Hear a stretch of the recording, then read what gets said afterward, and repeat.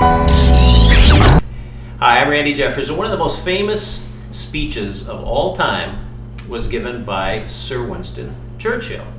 Now, I don't know if you know this, but it took Winston Churchill 3 years to get through the 8th grade because he really had this hard time learning English, and you know, it was really tough for him. But years later, he went to Oxford University, and they had asked him to address the commencement exercises, and so he got there, and you can kind of imagine, you know, he's a iconic figure, and he always has a cigar and a top hat and a cane, and that's how he always was. And so he arrived with those usual props, and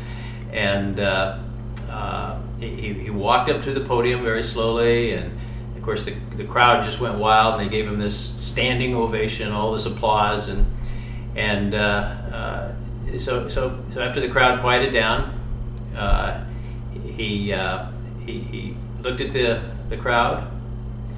He had some silence. He took his cigar out of his mouth and put his top hat right in front of him on the podium, and took his time doing this very, very slowly, very quietly.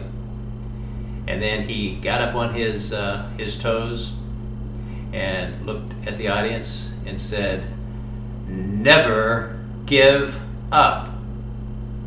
And then he waited, didn't say a word. And several seconds passed by, and he got up on his toes again, and he said, "Never give up." And of course, the words were just, you know, thunderous, and the crowd was taken back. I mean, they'd never heard it. Nobody's ever heard anything like this before. And he did it one more time. "Never give up." And then he reached for his cigar, put his top hat back on, took his cane, left the platform. That was it. And that is the world's most famous speech, and maybe a speech that that crowd will never forget. I know it's in the history books, and people talk about it all the time. But sometimes shorter is better. Here's to your absolutely incredible success.